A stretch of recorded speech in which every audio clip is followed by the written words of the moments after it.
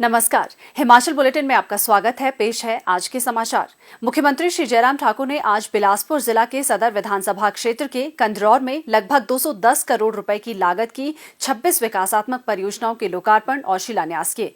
इसके उपरांत मुख्यमंत्री ने राजकीय वरिष्ठ माध्यमिक विद्यालय कंदरौर में एक विशाल जनसभा को संबोधित करते हुए कुठेड़ा में जलशक्ति उपमंडल और हरलोग में उप तहसील खोलने की घोषणा की। उन्होंने नागरिक अस्पताल बिलासपुर की बिस्तर क्षमता 270 से बढ़ाकर 300 करने, वरिष्ठ माध्यमिक विद्यालय मोर सिंगी में विज्ञान की कक्षाएं और राजकीय वरिष्ठ माध्यमिक विद्यालय खूहू मजवराहा में वाणिज्य संकाय की कक्षाएं आरंभ करने, कंदरौर में लोक निर्माण अतिथि गृह, बरमाणा में पीएचसी और जबलियाना में स्वास्थ्य उपकेंद्र खोलने की भी घोषणा की। उन्होंने कहा कि क्षेत्र में 3 सड़कों को नाबार्ड के तहत वित्त पोषित किया जाएगा। मुख्यमंत्री ने कहा, हिमाचल प्रदेश के लिए गर्व का विषय है कि बिलासपुर की धरती पर ऑल इंडिया मेडिकल इंस्टीट्यूट जमीन पर खड़ा है और आदरणीय नड्डा जी को भी मैं इस बात के लिए बधाई देता हूं और प्रधानमंत्री नरेंद्र भाई मोदी जी का भी आभार व्यक्त करता हूं। वो शिलान्यास के लिए आए थे। हम कोशिश कर रहे हैं कि आने वाले समय में बहुत जल्दी इस एम्स को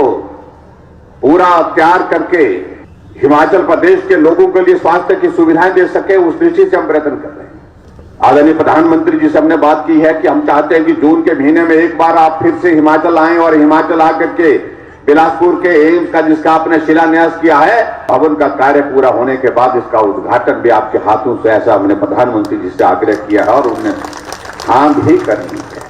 और हमारे लिए गर्व की बात है कि हिमाचल प्रदेश भले ही छोटा प्रदेश है, लेकिन छोटे प्रदेश के बावजूद भी हमारे देश के यशस्वी प्रधानमंत्री जी के दिल के बहुत करीब है। इन 4 वर्षों में सेवा और समर्पण के साथ तो हमने काम करने की कोशिश की है। पहली कैबिनेट का पहला निर्णय हमने यही लिया कि बुजुर्गों के लिए 70 साल के ऊपर जितने भी बुजुर्ग हैं, आय सीमा में छूट देते हुए सबको हमने पेंशन का प्रावधान किया। कोई बुजुर्ग आज सभा में आकर के हमको इस बात के लिए आग्रह नहीं करता है, ना विधायक को ना मंत्री को, कि हमको पेंशन लगाओ।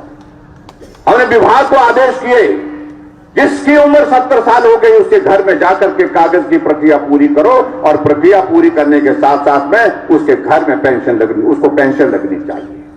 जिन बुजुर्गों के कारण हमने इस दुनिया को देखा, समझा, सीखा, उनकी ये परिस्थिति हमारे सामने, मुझे लगा कि ये ठीक नहीं है, इसलिए ये करना चाहिए, हमने किया।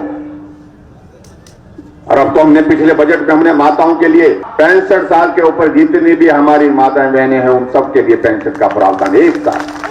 और उसी तरह से आगे बढ़ करके हमने अलग अलग योजनाओं के माध्यम से काम करने की कोशिश की। जनमंच से लोगों की समस्याओं का समाधान गांव में हो, घर में हो, वहीं पर हो, उसके नजदीक हो, उस बात को सुनिश्चित करने के लिए हमने प्रयत्न किया और उसमें मैं कह सकता हूं कि हम दावे के साथ कह सकते हैं कि उसमें हम कामयाब हुए। हमने हिमाचल प्रदेश में एक नई योजना जनमंच की शुरू की, जिसमें लोगों की समस्याओं के समाधान के लिए हमारे मंत्री जाकर के गांव में जाते थे और गांव में जाकर के लोगों की समस्याओं को वहीं पर सुनते थे। इस कोविड के कारण आजकल थोड़ा सा हमारा वो बंद पड़ा था। आने वाले समय में दौर पूरा संभल गया तो हम दोबारा इसको शुरू करेंगे। अगर कोई आदमी जनमंच के कार्यक्रम में नहीं पहुंच सकता है तो 1100 पर घर बैठे फोन करो, आपकी समस्या का समाधान वहीं पर हम करने की कोशिश करेंगे। हमारे अधिकारी, हमारे कर्मचारी आपकी समस्या का समाधान करेंगे। मुख्यमंत्री श्री जयराम ठाकुर ने अंतर राज्यीय ट्रांसमिशन प्रणाली के लिए हरित ऊर्जा कॉरिडोर चरण 2 की योजना को मंजूरी देने के लिए केंद्र सरकार का आभार व्यक्त किया। मुख्यमंत्री ने कहा, अंतर्राज्यीय ट्रांसमिशन प्रणाली के लिए हरित ऊर्जा कॉरिडोर चरण 2 की योजना को मंजूरी देने के लिए मैं केंद्र सरकार का आभार व्यक्त करता हूं। इससे हिमाचल प्रदेश सहित देश के 7 राज्यों में ग्रिड एकीकरण और लगभग 20 गीगावाट नवीकरणीय ऊर्जा की बिजली निकासी परियोजना को मदद मिलेगी। इससे बिजली की कीमत को कम रखा जा सकेगा और देश के नागरिकों को सरकारी सहयोग से फायदा पहुंचेगा।